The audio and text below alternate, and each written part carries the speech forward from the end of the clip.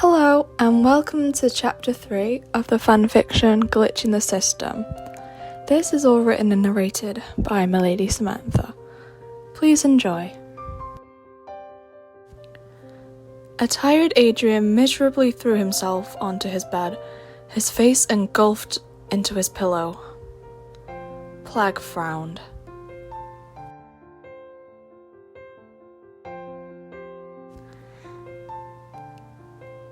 Adrian, I need my cheese, and you missed many missions with Ladybug today, Plague said. Adrian sprung up. Oh no, she's gonna be furious with me. Plague smirked. Huh, so that got your attention, huh?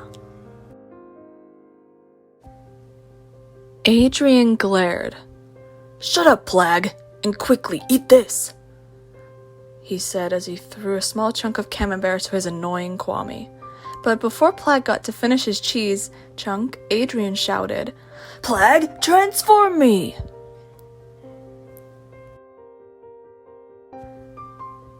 Cat was stunned to see that he'd had almost 100 missed texts and calls from Ladybug. He felt panic wash over him. What if she was furious with him? What if she was going to punish him? Or even worse, what if she decided to take away Plague, his freedom even? Oh, Cat couldn't bear these thoughts which loomed over his head. His ears drooped as he thought of Ladybug and possibly never getting to see her again. He couldn't bear it. Not only was she the girl that he was in love with, but Ladybug had also become a close friend of his. Somehow he couldn't afford to lose, not ever. He had to make things right somehow. He opened his voicemail and decided to listen to the most recent one. He then quietly opened his window and extended himself into the city. His destination, the Eiffel Tower. Meanwhile, Ladybug was stressing out big time.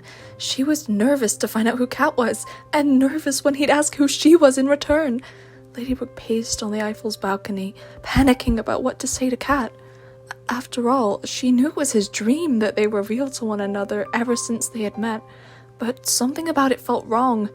It all felt somehow rushed.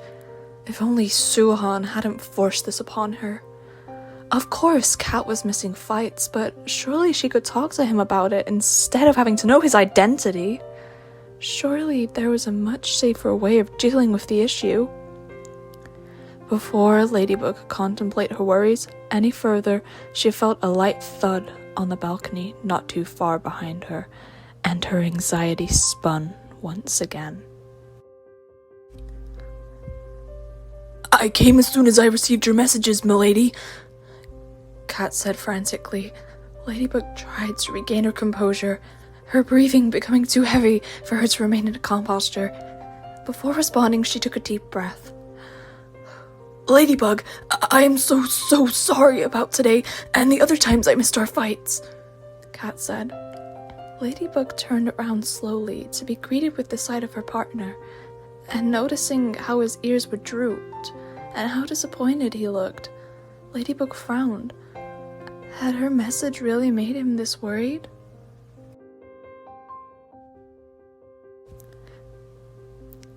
Cat, Ladybug finally began, only to be cut off by her panicking partner.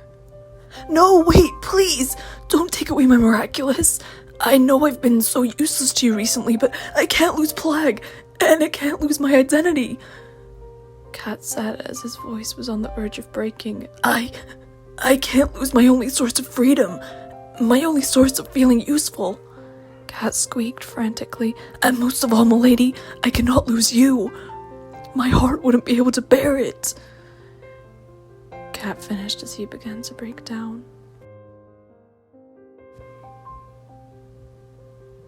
Ladybug looked right at Cat. She listened to everything he was saying despite his abrupt interruption. Her partner, her friend. She could see that he was hurting, he was scared, and that he was miserable. She felt awful. Her messages had left him with the wrong idea. Without hesitation, she rushed over to Cat until she was right under his nose. She gripped Cat's hands tightly as she noticed the tears falling down his face. Her heart began to ache. "Kitty, I would never do that to you." Ladybug spoke as she squeezed his hands tightly, trying to let him know she wouldn't ever be getting rid of him. "I need you, Cat Noir. You're important to me. You've become a very close friend of mine, and I would never want to lose you." Ladybug croaked as she became slightly emotional.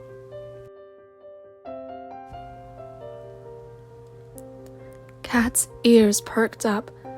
"You mean you're not replacing me?" he questioned cautiously as his eyes finally met hers. Ladybug frowned.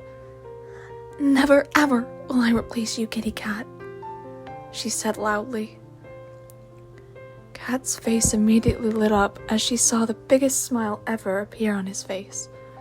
Her grip on his hands loosened as she mentally prepared herself for the next step of the plan. Ladybug looked away for a moment. Peering into the dark blue sky, she pondered just for a moment before she could comprehend her words. She then peered back at Cat, his eyes wide open, staring into hers, as if she was the only girl in the world. Ladybug couldn't help but feel a small blush rise upon her face before continuing. That wasn't why I asked you here, Cat.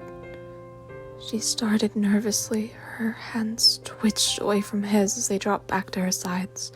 She began twiddling her fingers and her hair. She was beyond nervous, maybe even frightened of the outcome.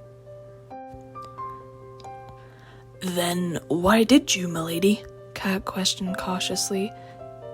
"Is everything all right?" he added as he noticed her fiddling around. She spotted his concern and immediately regained her composure. Well, Kitty, I noticed you'd been missing out on some very important battles, which meant I had to entrust Miraculous to others. Ladybug paused for a second before going on. Normally, this wouldn't be an issue. However, the Celestial Guardian is unhappy with it, stating all I needed for the previous battles was you, Cat Noir.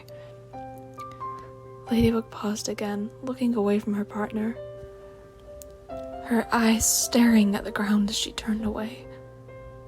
Cat immediately sensed her discomfort. "And?" he continued for her. Ladybug walked away to the railings of the tower's balcony. She gripped the railing tightly before taking another breath.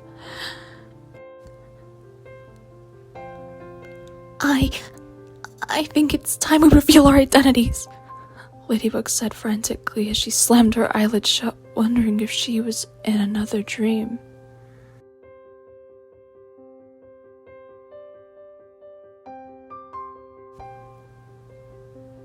Thanks so much for tuning in, and I hope you enjoyed, and if you did enjoy, be sure to leave a like, or even a comment.